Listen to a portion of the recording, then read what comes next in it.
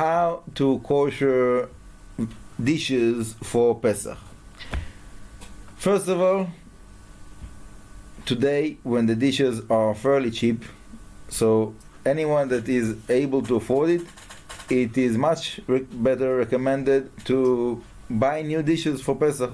Yeah, so you can like whatever, if it's like a small family, so you know, one pan and like a couple of plates is, you know, it for sure doesn't cost much. And then like all the dishes that you are used to use along the year, so you just clean them, put them aside in a way that it won't be in the way, that no one will get to use them for 1 week, and that's it. You know, that's a simple solution. Now sometimes some people, they have like special dishes that they want to have also for Pesach because it's expensive, because it's special, whatever.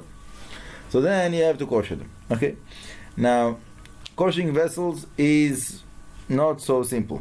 Okay, there is like many differences between the material, what it is made of, and today like the materials are like very, very like, you know, wide ranging.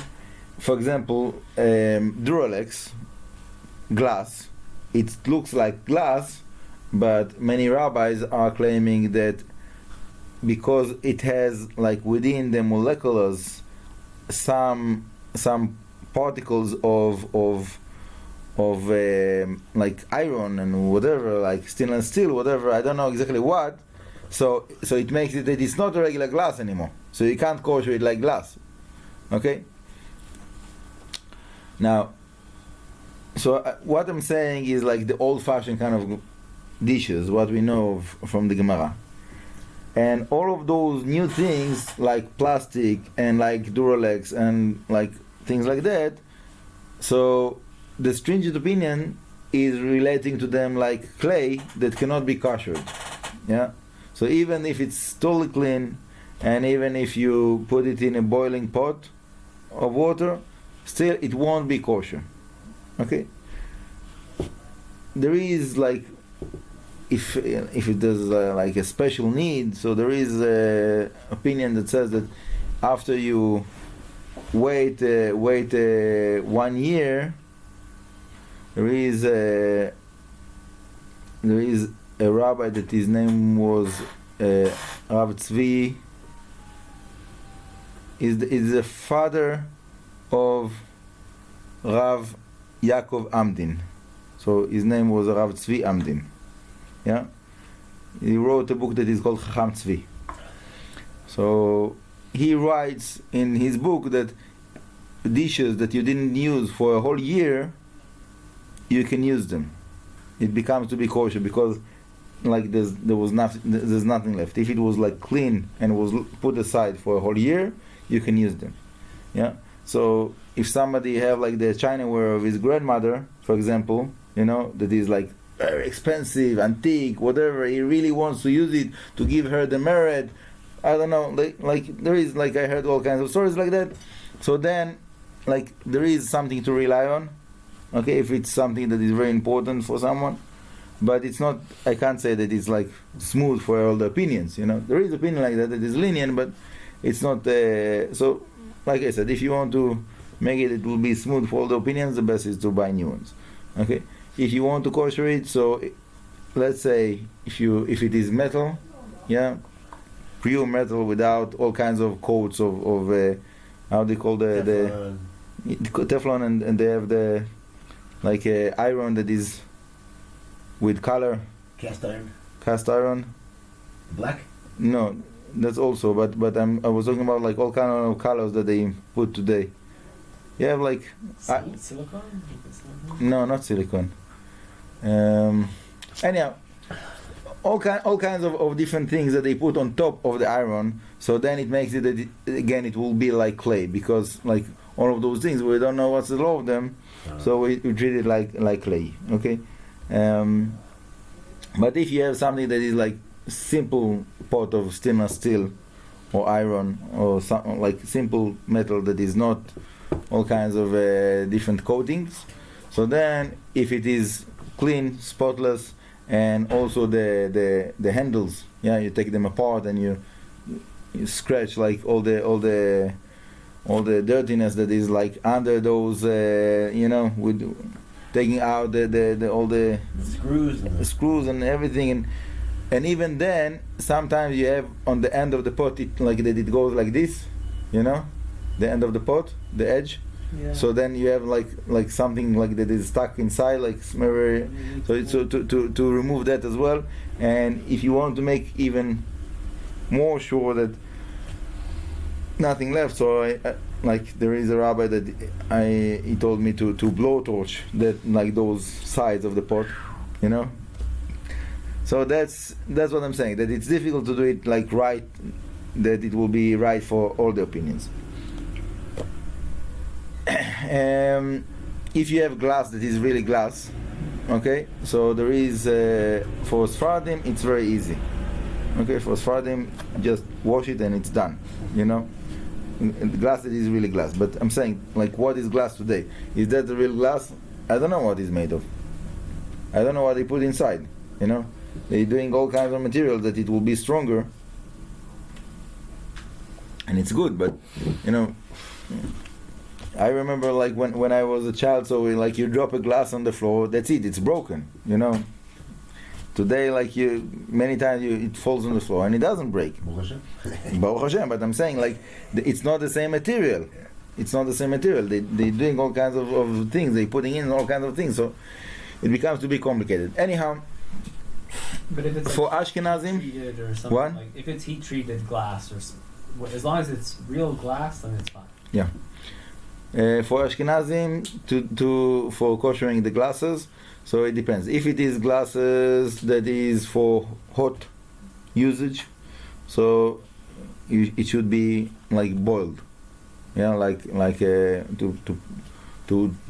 immerse it in boiling water. And when I'm saying boiling water, it means that the water are bubbling. Yeah, it's not like that they are hot, bubbling. And the fire's still on.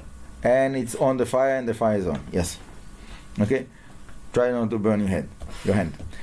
Anyhow, that's the preferable. There is another leniency of putting it in water and changing the water every day for 3 days. Yeah. Like we do with wine. Wine glasses or wine. Yeah. Okay. There is opinion like that. The Rama brings it. So if somebody wants to use those cups, and he doesn't have the possibility of putting in the boiling water, so that will be another possibility. Okay. Now, what else? Knives are a little bit difficult. Yeah, knives are challenging because you have it goes the metal goes inside of the plastic or the wood, so you can't kosher all the metal. Yeah, if you have sometimes they have knives that it's all one thing of metal, so then you just put it in the boiling water, so it's fine. But when you have that it goes inside of wood or plastic and you can't remove it because it will get just broken and you won't be able to put it back, so it's a problem. Okay, so knives, forks, also sometimes spoons, they also make some. Knives usually is a problem. Sometimes also the other silverware. Anyhow, that's like I said, if you can buy, good. If not, so clean it, spotless, and you can't have something that is going inside of plastic or inside of wood. You have to be one thing of metal, then you can kosher it. Okay, what else? Wine glasses and knish cups in Chutz La'aretz, that most wine is not kosher for Pesach. Do they have to kosher those? Do you think that the most wine is not kosher for Pesach? In Chutz, yeah, most kosher wine. I mean, most wine's not kosher at all. The kosher wine, as far as I know, they make it that it will be kosher for Pesach. Only here. I don't think so. I was walking in winery in Australia, and the person that was in charge there, he saw me one time eating a sandwich. He said, "Be careful that it won't come close to the wine." I said, "Why?" He said, the time that Jewish people buy wine is for Pesach. All the wine that we make have to be kosher for Pesach. Otherwise, that's it. We lost the market. So as far as I know, basically all the kosher wine is kosher for Pesach.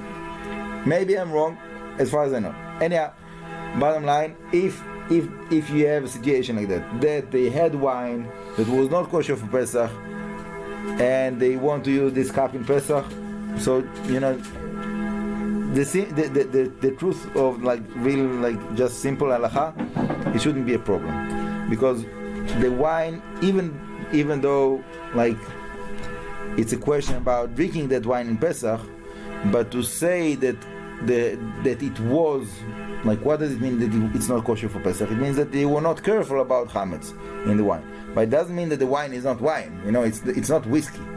No, they use so the different kind of yeasts they use in wine today. Okay, I hear about the yeast is a problem if they're using yeast that is based on like grains. Yeah. So you're right. Okay, bottom line, they just same thing that I said about the cups, the glass cups. Just make it like clean and drop it in boiling water. That's it, finished. That's very easy. When it's only a kiddush cup, it's very easy. What else? Your coffee maker? Do you have to kasher your coffee maker? If it's there only for coffee, so no problem. If you're using that to grind like oatmeal, I don't know. whatever, something like that is like grains, so then you have a problem. But if it's only for coffee, no problem. Yeah. What is left? Like things like that, like a water bar, hot, cold, you don't have a problem. There is a possibility, there is an opinion that we discussed. It's called nitzoke chibur, that the stream of the water is a connection. So according to that, if, for example, you have like a electric pot, electric kettle, electric kettle, or something like that is like for heating water, and then you pouring the water on top of chametz, for example oatmeal, to quick oats, something like that. So then, according to the opinion of nitzoke chibur, so the chametz is going like up the stream and make the whole thing chametz. Okay, so there is opinion like that. So if you want to go with the stringent line, so if you have a situation that this pot was used for something like that, to pour over oatmeal or something like that, so then it's better not to use it for Pesach. Okay, but it is a stringency. Okay, it's not. I'm not saying that it's like really chametz, but there will be people that will say that it's real chametz. Depends like what's the situation, what's the possibilities. Me myself, we have like an electric kettle that is for Pesach, and it's like 30 shekels. Whenever you buy it, you store it for the rest of the year. In Pesach, you take it out. It's fine. What else? In the fridge, there's all kinds of like cracks and things that it's like you have to, when you clean the fridge, the freezer. So that's like a challenge, because usually there's all kinds of things that are spilling over, and there's like it goes into all kinds of. So when you putting out the screws and you take it apart to clean it there, so then it becomes like sometimes when you put it back, it doesn't go like exactly, and then it doesn't work well. It happened to me a couple of times. So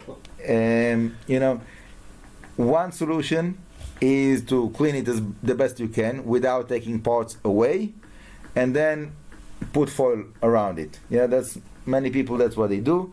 They clean it the best they can with all the detergents that will like ruin any kind of leftovers of food, and then they put like foil around, and then that's what we do usually.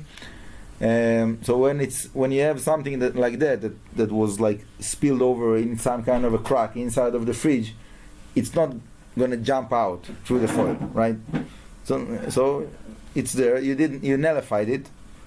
So you're not holding like a chametz, not something that you desire. You wish it wouldn't be there, but it's very hard to get it out. So, okay. Now, if you know that you are able to take those pieces out and clean it better and put it back and it will work properly, so do it. Yeah. But that's only because you've done it before. That's the only way you know, right? I don't know. There is people that they are more technical than me, and they know how to deal with those things better. And they, for whatever, like you have to know what's your situation, what is your capabilities, what is your and to do the best you can. That's the best, basically, the system. The same thing that I said about the fridge with the foil is also sometimes like in the kitchen you have like some kind of a crack between the ceramic and the like the place where you cook, whatever, that some things are falling, and like you can't like take the whole kitchen apart and go there and clean it. If you can, but if you many times you can't. So what do you do? So the same way you can't clean there, also if like you won't take anything out of there, right? So a good solution is to take some how do you say givers? Plaster? Yeah, to take like a little bit of plaster and to close the cracks with some new plaster. So even if there is something there, so something like that. But to the point is to close it, or also foil. Yeah, there is people that put foil all over, but in Israel they have like the thick foil for that, like that they use it for Pesach, and then it doesn't tear. You can put it there and it will stay there for a whole week of Pesach. But like when you're talking about the thin foil, so it's very easy that it will tear. So then it's better to use plaster. But what else? Books. There is many people that they have like the question about books. So I'm trying not to eat over my books because of Pesach. Yeah? I'm trying not to eat over my books because I know that like when Pesach comes, I'm not able to like go book by book and to make sure that there's no chametz there. I don't have this possibility. So there is people that they are like putting nylon over the books that the books will not be used in Pesach, and they just have like few books for this week of Pesach, that those books they are really checking page by page. Okay, there is people that they are not eating, like they are making sure that there is no chametz there. I was by someone in Shabbat meal, and he wanted to bring a book to read something, so like he washed his hands from the bread. Not that his hands were dirty, but he washed his hands. He went, he opened the book, didn't bring it to the table.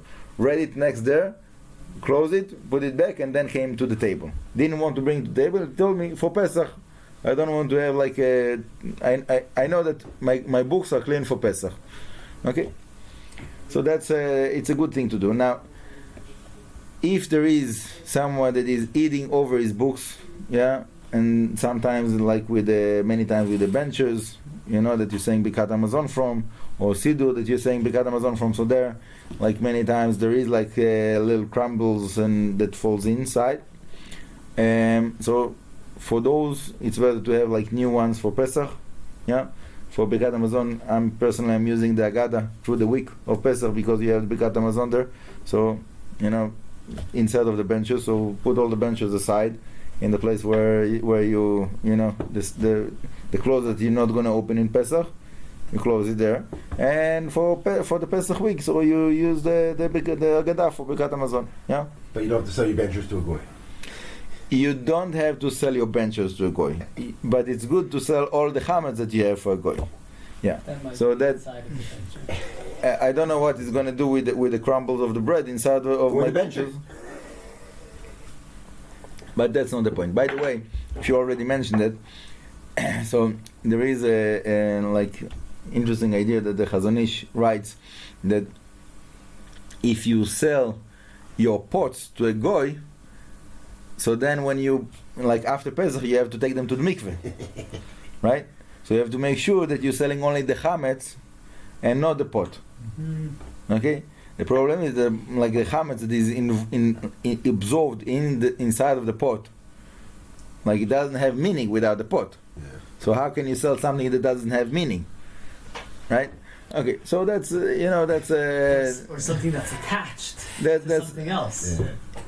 Okay, so that's Jewish problems, and we just follow the custom. And Jewish problems that we make goy problems. no. Like we have to deal with those questions, and basically we follow the custom of like writing the place of the chametz, and we have like a document that we give to a rabbi, that he gives to another rabbi, that gives to the rabbi of the rabbi of the rabbi, that he's selling it to a goy, all the chametz of all the Jews in Eretz Israel. And it's better not to have chametz, not to rely on this like sale of chametz. But if somebody have like something that is very, very valuable and you have to rely on that, so it is what it is. Try not to get there. Try to, there's the last Shabbat before Pesach is called Shabbat Gadol, right? So another reason of why calling it Shabbat Gadol, because you have to eat all the chametz that you left in the house, drink all the whiskey, drink all the beer, make sure that you nothing is left. All the mothers and the wives, they make sure that they put it all on the counter or the table. It's gotta be gone by the end of the week. Yeah. Okay. Something that is not kosher for Pesach, but is not chametz. Yeah. For example, chocolate spread. Yeah. For example, it's not kosher for Pesach. If you have something like that, it is not kosher for Pesach. Not certified kosher Pesach. It's not certified kosher for Pesach, and it's not chametz. You don't have to throw it away, even though it's open. You don't have to throw it away. There is people that they are so nervous they are throwing everything that is open away. Okay, I say it's bal tashchit. Yeah, if you have chametz there, so there's something to speak about. There's a reason to throw it away. It's better to eat it, but if you didn't get to eat it, so there is a reason to throw it away. Okay.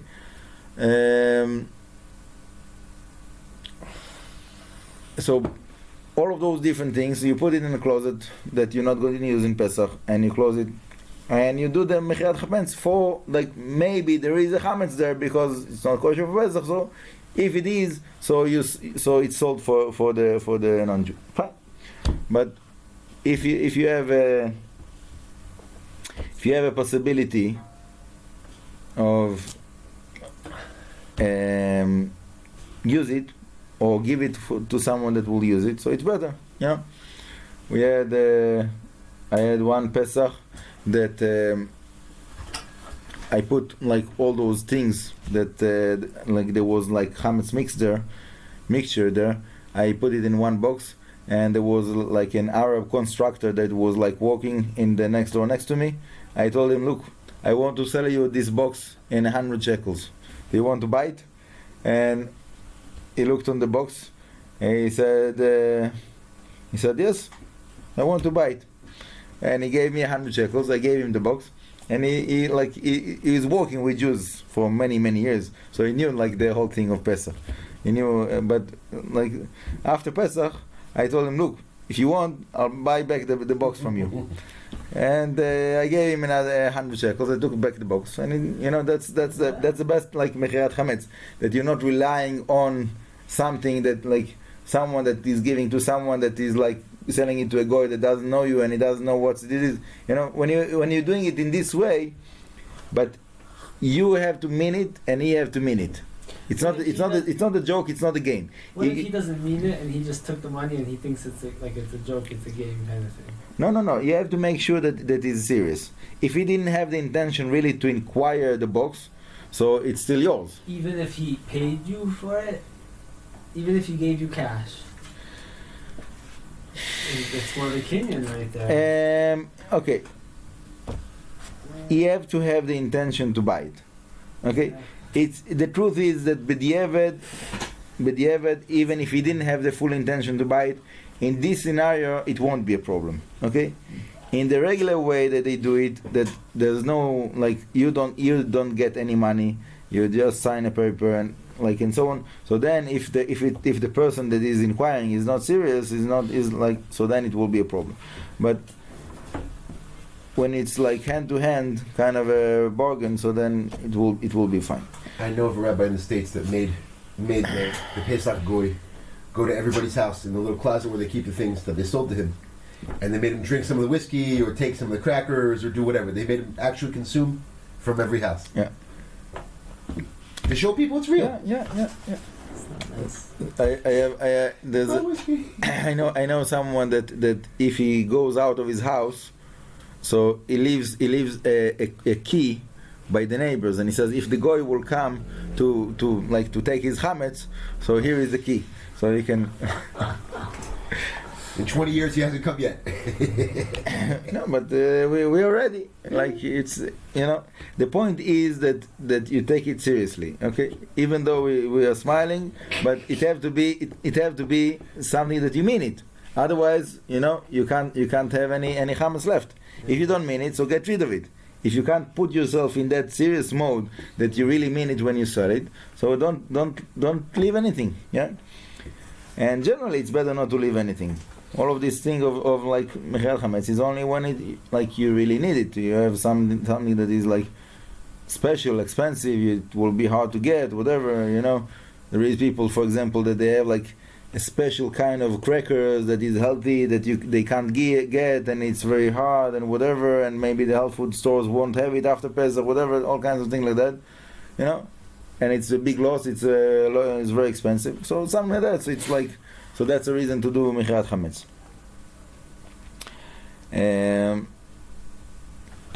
Tell you a story.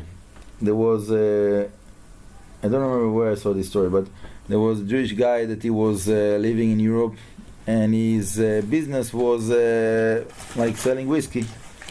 And before Pesach, he was looking for someone to buy all the barrels of whiskey that he had. And the non-Jewish community there, they knew that he had to sell it, so they said, made a deal between them. No one will buy it from him. Let him drop the price, and that's what happened. And he started to drop the price. But then when they saw that it works, so they said, just leave him. He will, he will just leave the barrels because he's very religious, and will take them. And then,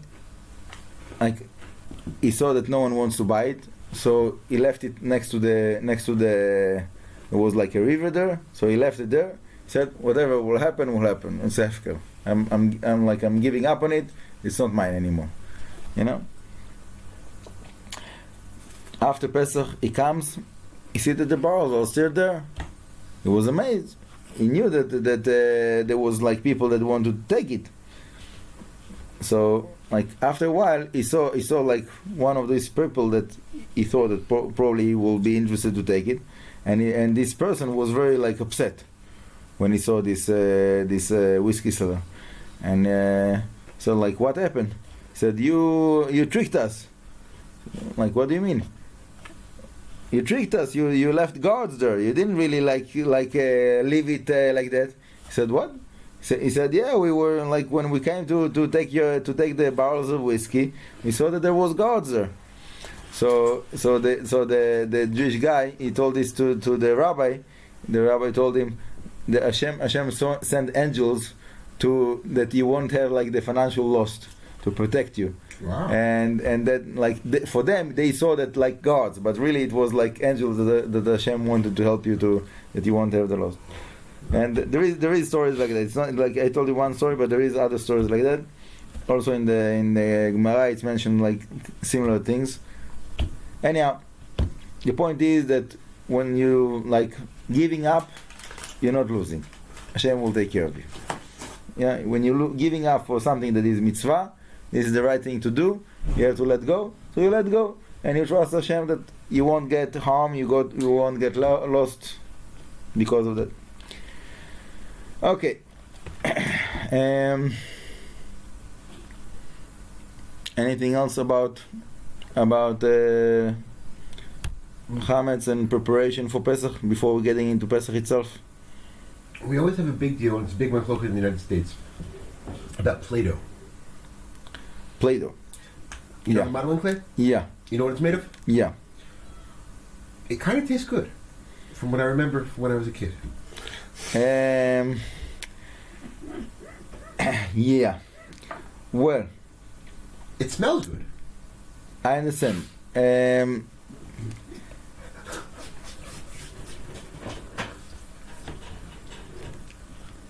I'm not sure, but to my humble opinion, it's not called chametz. Okay, if somebody did eat it, it's not like, I'm sure that no one will eat a kazait of it. Okay, if somebody is eating like a tiny bit of it, so it doesn't have the measurement. And even if there was someone that is eating a whole kazait of it, like, besides the fact that you have to take him to the hospital, so it's not called eating chametz, because it is not made to be food. Okay, it already lost the connection to food, even though it might smell good, but it's like it's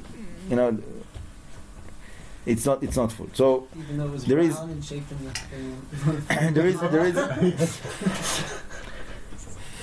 there is a concept that is called the chametz nukshe, that is similar to that like in the old times they used like dough as plaster on the walls, or like to as a glue to fix things. So they had all kinds of things like that. And basically the answer is when it became to be for usage like that, so it's not chametz anymore, because it went out of the box of food. It's not food. What is that called again? Chametz nukshe. Okay, that's our answer. That's the answer. Wow. So that's my humble opinion, but I'm not sure if I'm correct with my understanding of what it is, like how people are. As far as I know, that's like no one is eating it, right? Kids might taste it, but no one is eating it. It's not food. If you give it to a dog, the dog won't eat it. I don't know. I don't think so. But yeah, kids aren't having a whole meal of it. That's what I'm saying. Like a kid can also eat like a stone or like a piece of wood. It doesn't make it that it will be food. They're doing things like that, but it's not. Yeah. The point is that chametz, that is food, that is the prohibition. Yeah. Anyhow, for Pesach, maybe put the Play-Doh aside and get them to play with plastilin instead, just to make sure. Anyhow, yeah, something else? Okay. About Tanit Bechorot we did speak. There's a known... The only way around that is to be a part of a Masechet, what do you call it, Siyum Masechet? Yeah. Or Siyum, like anything, Mishnah or something. Yeah. Do you have to actually be a part of a part of it, or you can just participate in? You can participate in, but just the meal. Yeah. Okay. No, when they finishing the learning. When they're doing Siyum, what they do in the Siyum? They finish the end of the learning. Right. So you have a part in the learning. So you just listen to that and you do the... Okay. If you missed it and you came late and they're already eating, so then that's a problem. It's better to go to someone else and then to have another Siyum. But yeah, the best is to have a little masechet for yourself, to do your own Siyum if you can. So if you take for example, Mishnayot of Masechet Pesachim, and you start now, or Rosh Chodesh Nisan, you're reading a chapter every day. It's not too bad. In 1 hour you can do a chapter of Mishnayot, and then in Erev Pesach you can do Siyum. That's the best. If you can do the Siyum yourself, then for sure that you have it and you're good. And if not, so it's bad. You can also fast. You can also fast. It's not a prohibition to fast. Just if you do fast, like I said, the first cup of wine, have it grape juice. From my experience, big cup of wine on an empty stomach, it can be hard afterwards to continue with the rest of the seder. Some of us practice all year. Yeah, if you practice all year, no problem. And the whole inyan of the fast of the Bechorot is because the Bechorot got saved during Pesach? Yes. Because the Bechorot got saved, so that's the custom of fasting. Yes. Okay. So basically we're done with the preparation for Pesach. Now we can start Leil HaSeder. About the matzot that we were speaking about last time. So I didn't explain that there is a special thing of the, you know what, we'll make another class for that.